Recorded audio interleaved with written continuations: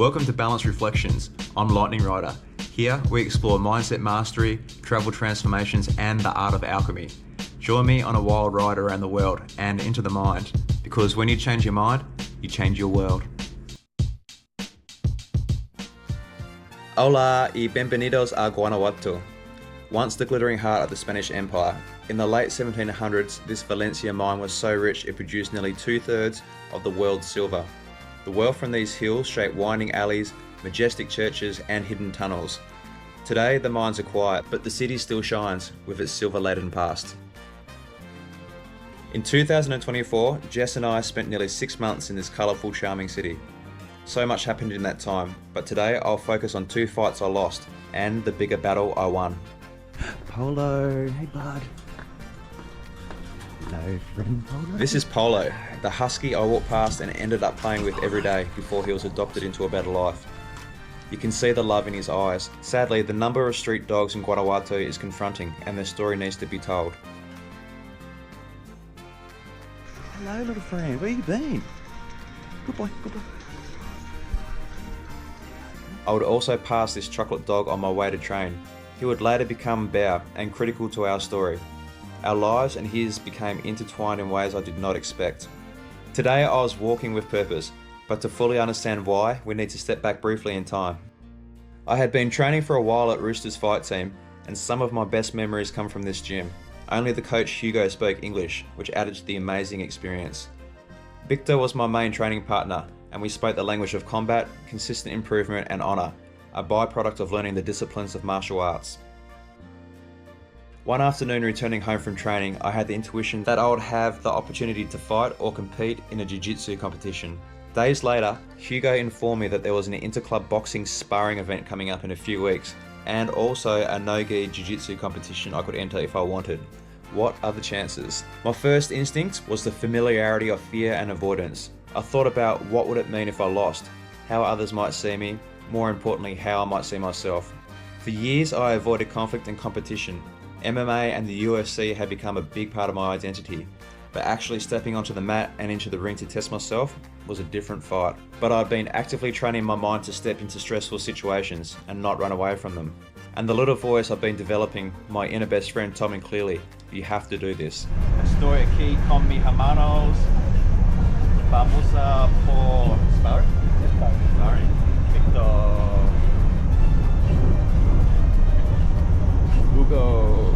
So I trained harder. Hill sprints up the alleys at elevation. Cold showers had become non-negotiable. Each session was me fighting the old programming of failure and humiliation, building the trust and confidence that I could face fear head on. I felt like part of a gang, my Mexican scrap pack, walking together into the unknown. Siki? Yes. I swung between excitement and nerves, but remembered, they're just poles of the same scale. He who understands polarity wields the scepter of power. I ended up getting paired to fight Victor, which gave me mixed emotions. On one hand, I wanted to test myself against someone I hadn't sparred or fought before, but the flip side was I felt safer and less stressed to know that I would be fighting my friend. The match taught me a lot. I was tense, sacrificing speed for trying to hit with power. The ground felt unfamiliar. I wasn't fluid like I am in sparring. I also felt that Victor was not going to his full capacity because of our friendship. I have seen him perform multiple times and he always rises well above the situation. The Mexican fighting spirit is very real. I was disappointed in my performance, but I gained a lot of experience from the event. Experience I would need as I now turn my attention to the upcoming jiu-jitsu competition.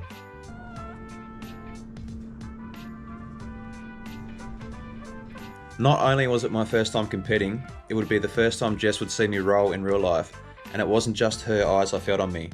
My blonde hair and tattoos plastered across my white skin really had me feeling like a gringo. Delays played with my mind and nerves until finally it was my turn. Floating onto the mat was a surreal experience. My opponent had tattoos, a mullet, and a devil-may-care grin in his eyes. The fight was tough, but anticlimactic. I'd really wanted to perform like I had the weeks leading up to competition, but I couldn't pass his guard.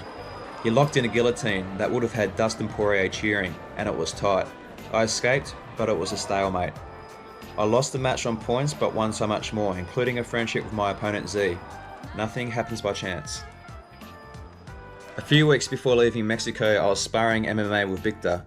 I took his back, sunk in the choke, and as we rolled, I heard pop pop. My MCL had torn. I couldn't walk the next day and was very concerned I may need to return to Australia for surgery. All of my fitness, all of my new skills and focus would be taken away from me, and I was devastated. Relegated to the house for my remaining weeks in Mexico. But instead of breaking me, the injury became another teacher in patience and letting go, and I vowed to walk out of that house unassisted. On our last night, an Uber delivered me to the gym so I could say goodbye to my team, friends and coach. My thoughts often return to those days, drowning in sweat, rolling on the mats, picking each other up, and the push and pull of mine and Victor's spars. Walking in, never knowing who would get the upper hand. Quiero mucho a mis hermanos de honor y a Valencia controlada. Okay, disculpe todo el mundo. Hoy estoy un poco triste porque mañana voy a adiós Guanajuato, pero mañana estoy más feliz porque yo tengo todo el mundo mis amigos. So, muchas gracias por companionship. Companionado. See? It scraps, the fights, and all the, can you say all the memories? Los recuerdos. Los recuerdos, sí. Yo tengo los recuerdos más tiempo.